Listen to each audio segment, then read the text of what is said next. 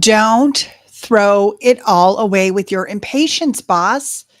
Look, I know that you are ready. You are so ready to have someone who is just running point on the business. So you can get really into that CEO life and you can be out making strategic partnerships and creating more sales opportunities for the company and probably starting a whole other second location or a second business.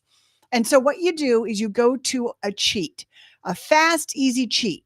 You find the first person in your business that you've trusted in the past, that's delivering a great job that you would rely on if there was ever an emergency to go and get your kids for you, right? Like somebody you deeply, deeply trust. And then you put them into a position to fail. Worse, there are other issues that come with bringing the wrong person and trusting them to be a second in command in your business. And I'm sorry, it's highly unlikely. It is not your virtual assistant. It's not your favorite executive assistant. Now, has that ever happened? Yes. Is it possible? Yes. Did it slow that company's growth and success? Whether they're telling you or not, the answer is yes. Because when we don't hire the right person for our leadership, for our freedom team to be our second in command, these managers, when we try to shortcut this particular hiring process, it's worse than all those other bad hires we had to suffer from when we were learning how to hire initially, when we first moved from business owner to boss. That sense of urgency you feel from the pull of the next exciting thing because the business is doing well. It is coming together. Sales and new customers are coming in. You've got people working on your accounting, people working on your marketing, people delivering like rock stars for your clients. And now you're ready for the next transition, right? That boss to CEO level. We have to put that second in command there. And the key is it's not about you trusting them. It's about what the business needs. Because this decision, when rushed and one not done thoroughly and not done specifically with your company needs in mind, it can ruin your business. Like big time ruin, like make it really hard. Not that we can't fix it, but boy, why do we want to go down that road? Some of the roads that you could be looking at if you rush into this and decide to pick the wrong person to be the manager that steps in for you, that is supposed to represent your core missions. Well, let's talk about some of the Boss HQ clients and what they had going on when they started working with us. Can you imagine your second in command makes such a toxic environment that you have to rebuild your entire team's trust and the culture all over again? Think about how much time and energy you put into getting the right people there now and the culture and making sure that everybody really is a great fit. We got to make sure we have somebody that can do that, that can lead from that space, that can enhance the culture that you've built and that you want.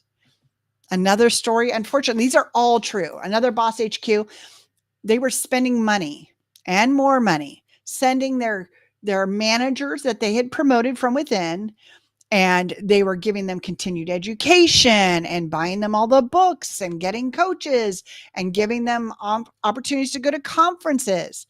And yet, still, after all the money they spent, oh, wait, I forgot to tell you, they also increased compensation. Let's be clear, boss. Paying someone that's an underperformer more money is not going to incentivize them to do a better job. So recognize when we don't have the people that have the drive to grow, that are interested in doing the job that you're giving them. We don't want to wait for them to grow into it, because what happened to this one client, all that money, these managers were not going to step up.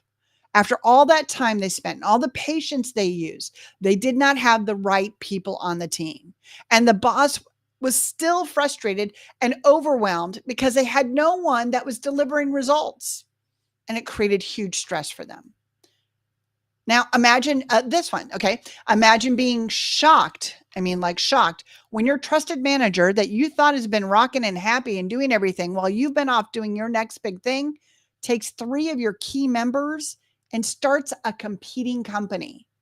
So now not only do you have to hire back these positions because you do have an existing company and clients that need to be served, now you've got to recompete for your clients because these people were not the right hire. This was not the right second in command.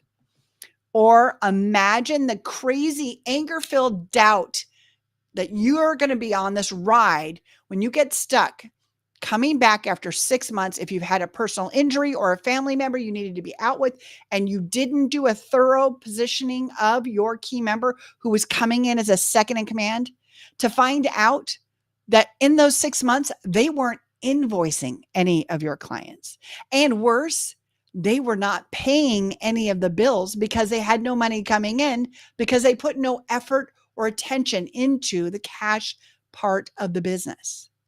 Nothing. So now you're back. You're trying to get back into a company you expected to be thriving because this person told you over and over again everything was great. And yet you've got to repair relationships, try to go back over months to collect on cash that was due you. But you guys know that conversation's never fun. Hey, we forgot to invoice you. But let's understand that really somebody walking around saying, yeah, I'm the boss, I'm the manager, I got this, you're fine. That's not the same thing as it's keeping your hand on the wheel, even if we're letting somebody drive. There's a way to show up and to set up the right second in command that will allow you to grow without the disaster. Yes, it might have some bumps, right? They're not you, and honestly, you don't want them to be, but they do need to bring certain things to your company. And I think that the main thing I want you to understand is, one, hiring this key member role in a hurry almost never works out. It's got to be a thoughtful, drawn out process of ensuring that this person has what you need. And if you're not sure what the right person is for this leadership control position, I will tell you, it actually is more about what your business needs than what you need. And I get that's a shift, right? When you were starting to build your dream team, you were pulling things off of yourself and saying, I need an assistant. I need someone to handle the marketing. I need somebody to handle the accounting or the bookkeeping. But now we need to look at what does the business need, because there's people and this entity that you've built that has a separate need than the individuals and even yourself. This person, it's less about shortcutting trust so that you feel good. It's more about making sure they're going to show up the way that your business needs. We need to really think about the organizational structure, right? Likely your key member, the right person, will need to be able to grow a company in line with your vision. So you need to make sure that's a thing.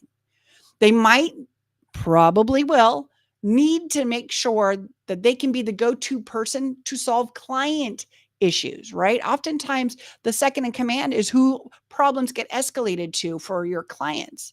So they've got to be that kind of person. They're for sure going to need to be a manager of people, to be on top of all things team. Because if this person can't support your team in a successful, consistent, and accessible way, then your business is for sure going down the tubes just because you tried to step out, just because you hurried through this process, just because you hired someone that you felt you could rely on, but wasn't the right person for what this position needs. These second in commands are different, and it needs to be the person that is going to want to build your dream company, not theirs. And that takes time to get to know them. That takes planning so that you know exactly what skills, experience, and alignments for your culture and fit they need to bring with them. So slow your roll. I get it's exciting, the next thing that you're pulling for. I get that you're so close to getting that CEO life, but you need to be more purposeful. You need to really take a minute and sit down and make a plan. What does the right person look like for your company? And that can sometimes just look like, if I'm not here, what does this person need to do? What do they need to be able to do so everybody else gets what they need and the company can keep growing?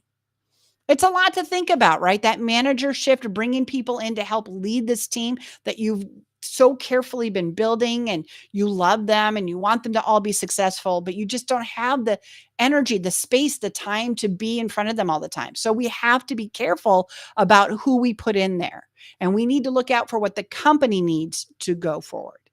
So it's a big shift, right? Shifting from boss to CEO. You need a freedom team. And if you have questions about that, we've got a new training coming up on how to create the visual for this. Yeah, organizational charts. They're my favorite secret weapon for a company that's trying to grow. 65% of people are visual thinkers. So if you want more information, just drop a note in the comments and we'll make sure to get you that link so you can sign up for that training. All right, boss. You can do this and you do need to hand it off. It is the right thing to do. You can find a person you can trust. Just don't try to shortcut it. Use a process, use a predictable, reliable process. And let's build the business so that you and the company gets what they need. All right. Boss on.